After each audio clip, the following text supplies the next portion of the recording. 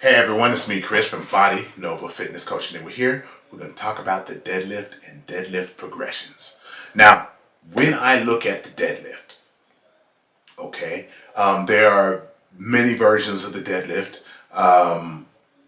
but what I try to do is I look at the client's flexibility. So basically, I'm looking at the client's ability to extend their hips, which this is hip extension. As we go backward, okay, and you're either bringing from a position of having the hips backward, you're either moving the torso backward or you're moving the legs forward from the hip. You're extending the hip, okay? So when you deadlift, you have to, depending on which version you have to have the ability to extend the hip. And in a lot of cases, with the knees bending also, because that also stretches. You got the hamstrings, the glutes, and the lower back that work when you deadlift.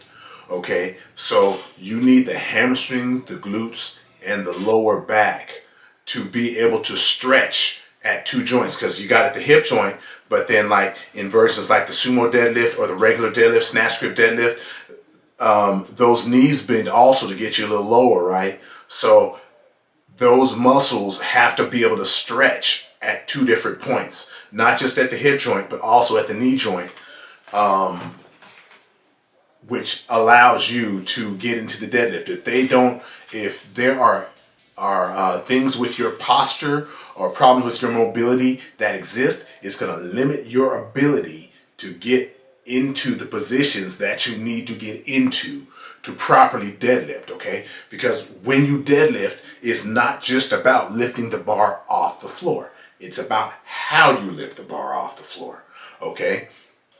So one of the main points is the flexibility. Having the flexibility and mobility is going to allow you to pull the bar and hold the bar as close to your body as possible, okay? Without your back rounding, which multiplies the pressure that you put on your lower back joints and less on the muscles, the target muscles that you're working. So you want more on the target muscles, less on the joints. When I look at the deadlifts, I look at the deadlifts on the spectrum, okay? Before getting into that spectrum, you have to look at the people, because a lot of normal people are deadlifting and things like that. And you have to look at any of the limitations in their mobility or flexibility. So as we look at this, like I can flex, like I can extend my hip without rounding my back, extending the hip without rounding the back.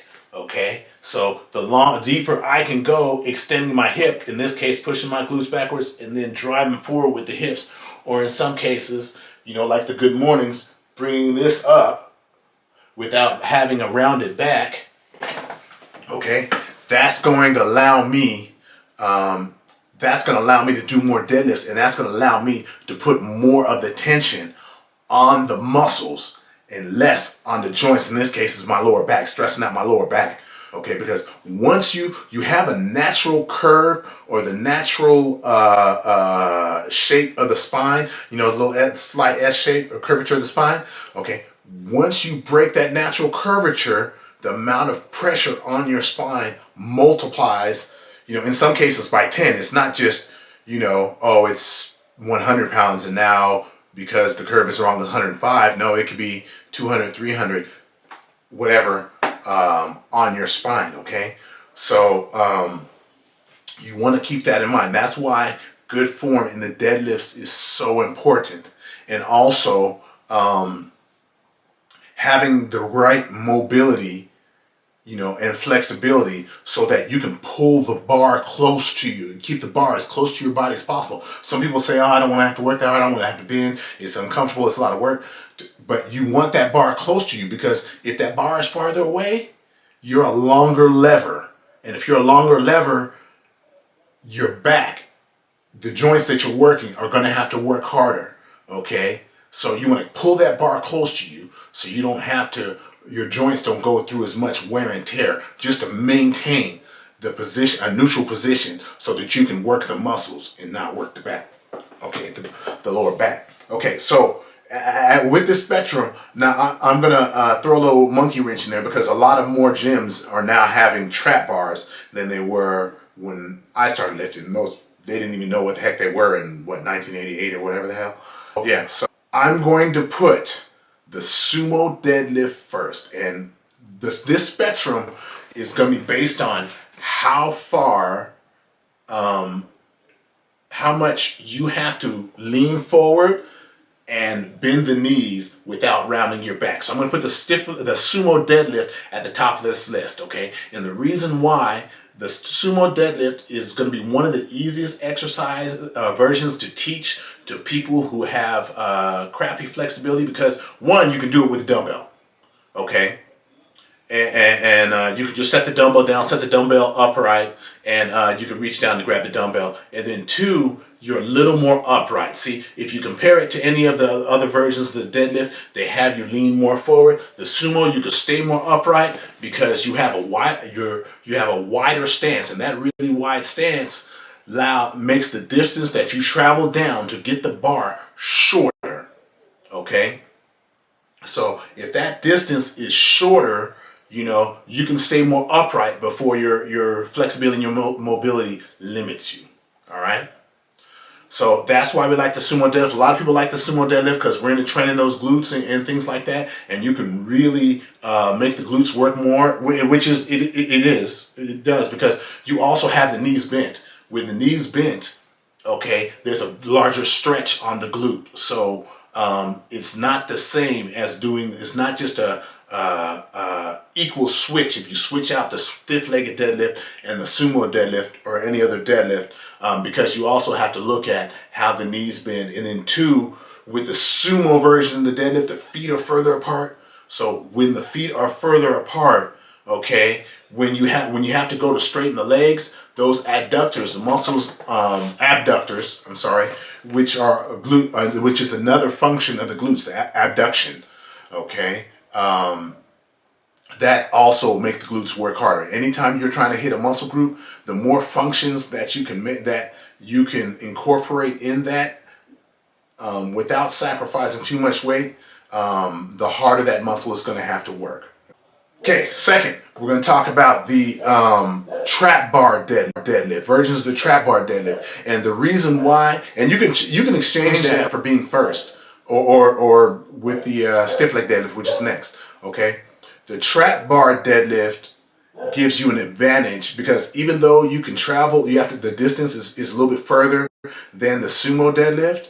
The trap bar deadlift gives you an advantage because the bar is not in front of you. When you do any other version of the deadlift, okay, except for dumbbells is kind of like the trap bar with a different limitation. But if you use any normal bar version of the deadlift, the bar is in front of you.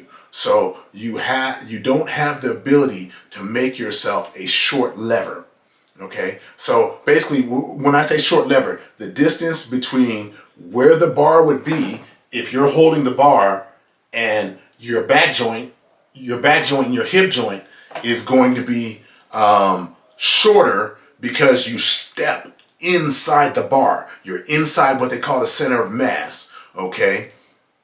And so that's going to have less wear and tear on your body. That's why you'll see me usually using that one because, you know, I've taken a beating over the years with a lot of heavy deadlifting and just being reckless. If I can do it, I'm going to do it. I don't care what the cost is. So I'm paying for it now. So I will usually opt for the trap bar deadlift because I can get better isolation of the muscles.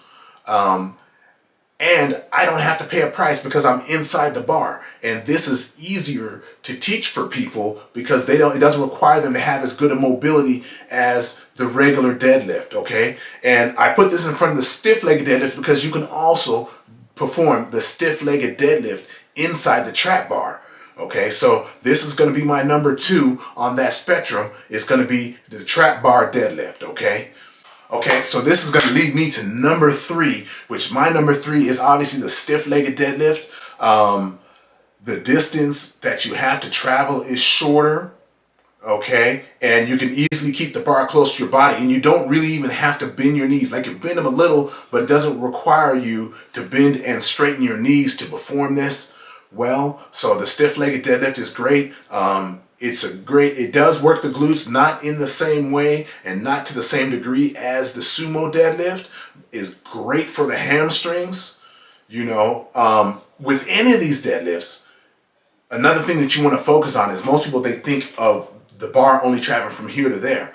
But when we're trying to keep ourselves safe, or we're trying to target certain muscles and things like that, or get more higher muscle activation, how we get from A to B matters. Okay, so when we're doing any of the deadlifts, a lot of people will focus on raising, the shoulders, okay? So I would like for you to try, instead of raising the shoulders, focusing on driving the hips forward, okay? Squeezing the glutes, driving the hips forward, okay? So what that will do is that will put more on your, put more tension on the muscles and a little less on the joint, and also make it a little less likely that you're kind of moving your spine, causing unnecessary movement in your spine. So when you cause those movements in the spine in one place, it always has to flex in another. That's just kind of how it's designed. And hey, flexing in the other could create more problems, okay? Or it's just wear and tear. We want to minimize wear and tear. We want you to, build those muscles of the posterior chain, hamstring, glutes, low back, without messing with your joints, okay? But the stiff-legged deadlift is great for that. If you want extra activation, you can put just your toes on a weight plate and sit back a little bit more on your heels. That always works really well. I also like that as I dig my feet into the ground, I'm getting my stiff-legged deadlift, I like to act like I'm dragging my feet on the ground to move up, and everything else falls into place. Dragging my feet and moving my hips, and everything else falls into place. And you can get some great high quality work with the stiff-legged deadlift, and it doesn't require too much flexibility. You just have to keep in mind to have a neutral spine. All right, so next we're talking about the regular deadlift, okay?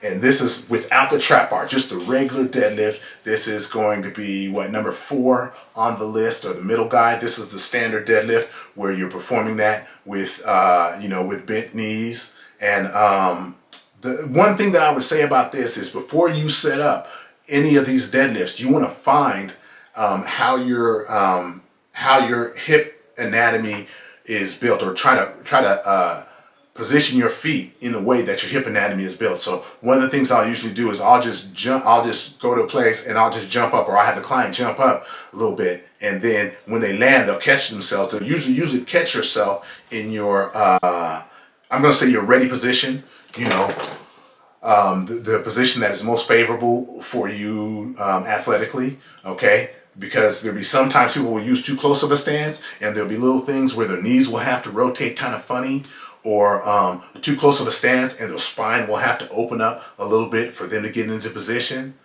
So I try to minimize that. So my position is pretty close to shoulder width, and then with the feet rotated out. So I have a little bit wider than normal, but it winds up working up pretty well, and I can get into a good groove when I do the deadlifts, okay? And the other thing is, with any of these deadlifts, you don't want to pull with your arms. The arms are just straps. It's just connecting you to the weight.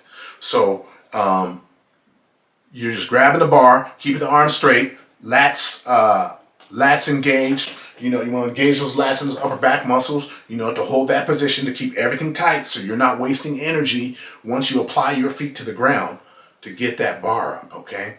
And again, drive with the hips. Don't just try to lift the shoulders, drive with the hips.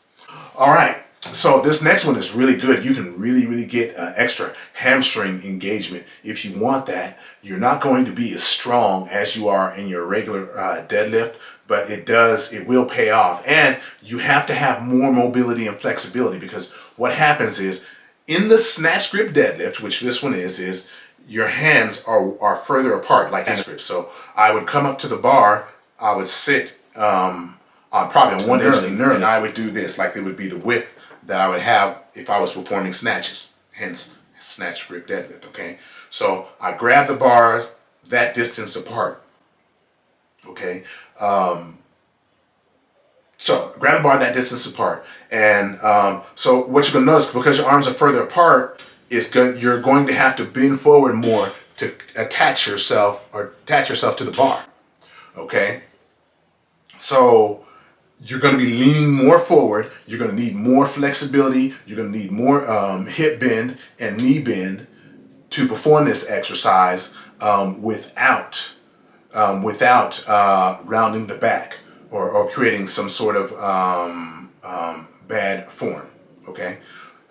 Again, keep that bar close to you, and go ahead and you just perform these just like the regular deadlift. It's just that your position is going to be different because your hands are further apart, and your body has to be able to lean forward more and flex the hips and knees and stuff like that more to attach yourself to the bar. So you'll work harder to get back up to a standing position with the bar. Okay, great exercise, really works the hamstrings. Okay, a little bit more. Okay, last but definitely not least, of these progressions, you're gonna have the snatch grip with a snatch grip off a deficit. So basically, usually it could be 4 inches, 6 inches, something like that. You'll stand on the platform or whatever you have that's a little bit elevated. Okay, so it's going to make you, again, you're going to have to reach further to be able to grab that bar off the ground. Now, this works well for a lot of people that do Olympic lifts and things like that, and powerlifting and things like that. But you do have to have a higher level of flexibility and mobility to reach this bar. So think about that. All the other benefits still arise with the snatch grip deadlift and the regular deadlift, but it's just a little bit more work because the distance that you're traveling is further because you have to lean further forward to grab the bar, okay, or attach yourself to the bar. So again, just to recap, you want to, if you are deadlifting and you know you got mobility issues and things like that, think about this. Oh yeah, I did leave out the rack pulls. To me, rack pulls can be like stiff-legged deadlifts. I mean, there's certain instances where if you put the if you put the little rack or the standards, the safeties at your knees or above the knee and things like that, and you can get in there with a little bent knee and perform it like a shortened, actually it is a shortened deadlift in any way, but the rack pulls are like the stiff-legged deadlifts, and it just depends on where you choose to do your racking at. Could be beneficial for improving strength, could be beneficial for isolation and things like that. But the rack pulls, for the most part, I consider like stiff-legged deadlifts. But anyway, to get back to that, sumo deadlift, okay? Because again, you can also use a dumbbell. You can turn a dumbbell up. But people who usually try to do dumbbells are usually, basically, most of the time I see somebody doing it with a dumbbell, that's a red flag that says you don't like to work hard, because they usually grab, hey, I'm going to do this with a 20-pound dumbbell. And it's just like, when in reality they can do 70, 80, 90, and who goes on. And also the dumbbells for some people are not heavy enough to match their level of strength. Okay. But sumo deadlift, great, works the glutes. Gives you great glute work because the feet are further apart, shortens the distance from that you have to travel to pick the bar up off the ground. Second, trap bar deadlifts, because you're inside the bar instead of the bar being in front of you, it's easier for you to perform without having great flexibility and mobility, and you pay less of a cost because that weight isn't in front of you. No portion of that weight is in front of you. You're in between the weights, and fully in between the weights, and everything is good. Okay. Third, stiff-legged deadlift. You don't travel as far, and you don't even really need to have the knee bend. So you don't even have to take the stiff-legged deadlift to the ground. You just have to take it to the limit of your flexibility. You know, how far can you go down safely without your spine, your back having to round, or you losing tension on the hamstrings. Okay, and again, the regular deadlift is great, and you know, but you got to have the mobility to perform it. All right, snatch grip deadlift, a little bit wider grip. You have to travel further to get to the ground to attach your hands to the bar. Great exercise, great, makes you really work the hamstrings. So those are great, you know, it's great. It's great for this. And last but not least, any of the deadlifts, including the snatch grip deadlift, from a deficit, because again, you have to travel further or be able to have the better mobility and flexibility to travel further, like your torso has to travel further forward. Your knees have to bend more to attach yourself to the bar and lift it off the ground, okay? So that's those are my deadlift progressions, and if you guys have any questions, make sure to drop me a message.